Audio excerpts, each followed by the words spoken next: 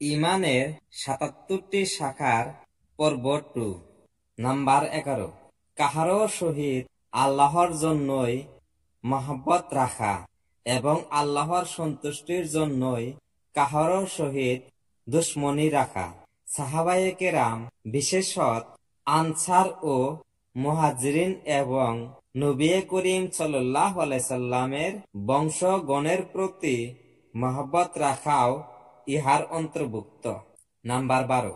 হুজরে পাক সাল্লাল্লাহু আলাইহি সাল্লামের সহিত মহব্বত রাখা, যাহার মধ্যে হুজুরের সম্মান, তাহার উপর দুরূদ পড়া ও তাহার সুন্নতের অনুসরণ করাও শামেল রহিয়াছে। নাম্বার 13। ইখলাস অর্থাৎ রিয়াকারী ও মুনাফিকি হইতে বাঁচিয়া থাকা। নাম্বার 14। তওবা অর্থাৎ কৃতকর্মের উপর অনুতপ্ত ও লজ্জিত হইয়া ভবিষ্যতে গুনাহ না করিবার সংকল্প করা। নাম্বার 15। আল্লাহকে ভয় করা। নাম্বার 16। আল্লাহর রহমতের আশা করা। নাম্বার 17। আল্লাহর রহমত হইতে নিরাশ না হওয়া। নাম্বার 18।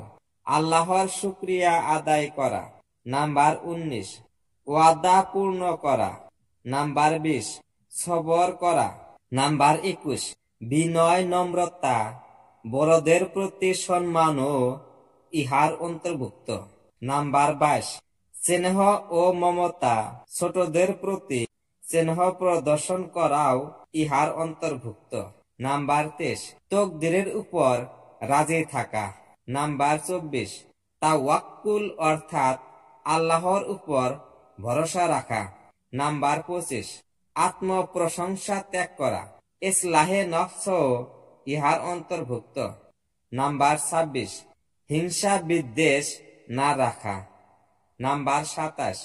আইনি নামক গ্রন্থে এই নম্বর বাদ রহিয়াছে। আমার ধারণা মতে এখানে লজ্জা হইবে, লেখকের ভুল বশত হয়তো রহিয়া গিয়াছে। নাম্বার 28। রাগ না করা। নাম্বার 29। ধোঁকাবাজি না করা। কাহারও প্রতি কুধারণা ইহার অন্তর্ভুক্ত। নাম্বার 30। দুনিয়ার মহব্বত অন্তর হইতে বাহির করিয়া ফেলা। মান ইজ্জতের লিপ্সায় ইহার অন্তর্ভুক্ত। আল্লামা আইনি বলেন, উল্লেখিত জিনিসসমূহ অন্তরের আমলের মধ্যে শামিল। বাহ্যিক নজরে কোনটা বাহিরের মনে হইলেও প্রকৃতপক্ষে উহা দিলেরই আমল।